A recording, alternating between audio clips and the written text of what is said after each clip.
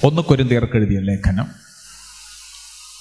12-ാം അധ്യായം 13-ാമത്തെ വാക്യം ദയവായി ഒന്ന് വായിക്കാമോ?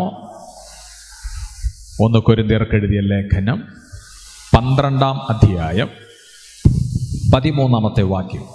യഹൂദന്മാരോ യവനന്മാരോ ദാസന്മാരോ സ്വതന്ത്രരോ നാം എല്ലാവരും ഏകശരീരമാകുമാറ് ഒരേ ആത്മാവിനാൽ സ്നാനമേറ്റും എല്ലാവരും ഒരേ ആത്മാവിനെ പാനം ചെയ്തുമിരിക്കുന്നു.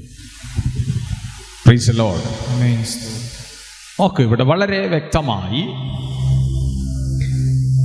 ദൈവവചനത്തിൽ അപ്പോസ്തലനായിരിക്കുന്ന പൗലോസ് കൊരിന്ത്യർക്ക് ലേഖനം എഴുതിയപ്പോൾ 1 കൊരിന്ത്യർക്ക് എഴുതിയ ലേഖനം 12-ാമത്തെ അധ്യായത്തിന്റെ 13-ാമത്തെ വാക്യത്തിൽ വായിച്ചതാണ്: യഹൂദന്മാരോ യവനന്മാരോ ദാസന്മാരോ സ്വതന്ത്രരോ നാം എല്ലാവരും ഏക ശരീരമാകുമാർ ഒരേ ആത്മാവിൽ സ്നാനമേറ്റു. എല്ലാവരും ഒരേ ആത്മാവിനെ പാനം ചെയ്തും ഇരിക്കുന്നു. രക്ഷിക്കപ്പെട്ടവർ പിതാവിൻ്റെയും പുത്രൻ്റെയും പരിശുദ്ധാത്മാവിൻ്റെയും നാമത്തിൽ സ്നാനമേൽക്കണം എന്നുള്ളത് ദൈവജന അടിസ്ഥാനത്തിലുള്ളതാണ്. പ്രത്യേകിച്ച് മത്തായിയുടെ സുവിശേഷം 28-ാം അധ്യായത്തിൻ്റെ ഒടുവിൽ, മർക്കോസിന്റെ സുവിശേഷം 16-ാം അധ്യായത്തിൻ്റെ ഒടുവിലത്തെ ഭാഗങ്ങളൊക്കെ സ്നാന വേദഭാഗങ്ങളാണ്. ആ വചനങ്ങൾ നമ്മെ പഠിപ്പിക്കുന്നത്. പക്ഷേ ഈ പറഞ്ഞ റഫറൻസുകളിൽ പറയപ്പെട്ട സ്നാനവും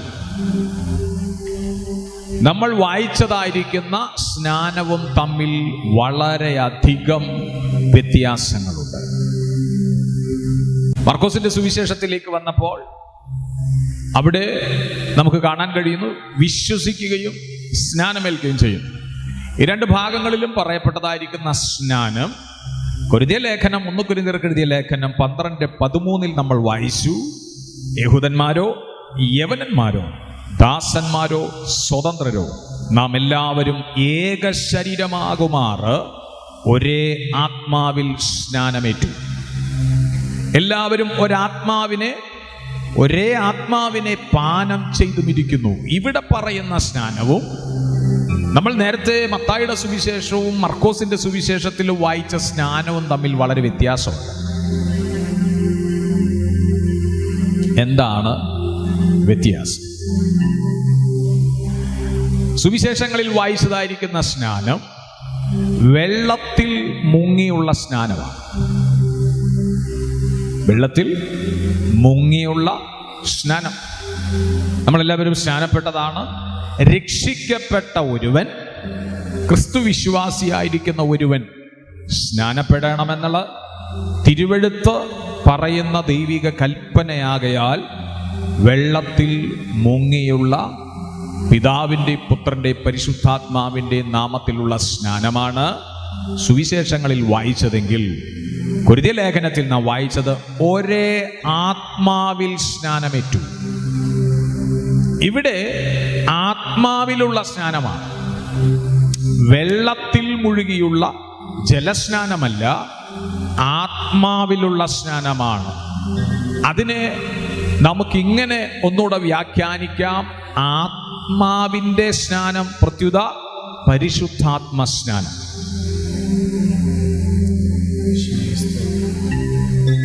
എല്ലാവരും ഒരേ ആത്മാവിനെ പാനം ചെയ്തും ഇരിക്കുന്നു. ആത്മസ്നാനം എന്താണ്? ആത്മസ്നാനം യേശുവിനെ കരമുയർത്തി എന്ന് കർത്താവിനെ സ്തുതിച്ചാട്ടെ. ഹല്ലേലൂയ. ആത്മസ്നാനം എന്നുള്ളത് ജലസ്നാനം പോലെ തന്നെ വ്യാഖ്യാനിക്കാൻ പറ്റുന്നൊരു കാര്യമാണ്. പ്രാരംഭത്തിൽ നിന്ന് ശ്രദ്ധിക്കണം. ജലസ്നാനത്തിൽ ഒരു വ്യക്തി എന്ത് ചെയ്യുന്നു? മുഴുവനായി വെള്ളത്തിൽ മൂടപ്പെടുന്നു, അല്ലെ? ഇതുപോലെ തന്നെയാണ് ആത്മസ്നാനവും. മുഴുവനായി ഒരു വ്യക്തി പരിശുദ്ധാത്മാവിനാൽ, സ്തോത്രം, നിറഞ്ഞു കവിയുന്ന ഒരനുഭവമാണ് ആത്മസ്നാനം. എന്നുകൂടെ പറഞ്ഞാൽ ആത്മാവ് ഒരു വ്യക്തിയെ മുഴുവനായി നിയന്ത്രിക്കപ്പെടുന്ന ഒരു പ്രത്യേക അനുഭവമാണ് ആത്മസ്നാനം എന്നുള്ളത്. കരങ്ങളെ ഉയർത്തി യേശുവിനെ നന്ദി പറഞ്ഞാട്ട്. ഇവിടെ യഹൂദന്മാരോ യവനന്മാരോ ദാസന്മാരോ സ്വതന്ത്രരോ നാം എല്ലാവരും അവിടെ ഒരു വിഭാഗത്തിന് ഒരു ഉപദേശമെന്നോ ഒരു വിഭാഗത്തിന് വേറെ എന്തെങ്കിലും ഉപദേശമെന്നോ ഇല്ല. ചേർന്ന് പറഞ്ഞ് എല്ലാവർക്കും ആത്മസ്നാനം, ഒരേ ആത്മാവിനാലുള്ള സ്നാനം. ചേർന്ന് പറഞ്ഞ് ഒരേ ആത്മാവിനാലുള്ള സ്നാനം. എങ്ങനെയാണ് അത് പറയാനാ പറഞ്ഞത്? സ്തോത്രം ചെയ്ത കർത്താവിന്. ഒരേ ആത്മാവിനാലുള്ള സ്നാനം എല്ലാവർക്കും കേട്ടോ. ഇവിടെ ഒരു പ്രത്യേക വിഭാഗ ജനത്തിന് ഒരു പ്രത്യേക ആത്മാവിൻ്റെ സ്നാനം എന്നുള്ളതില്ല. എല്ലാവർക്കും ഒരേ ആത്മാവിനാൽ സ്നാനമേറ്റു.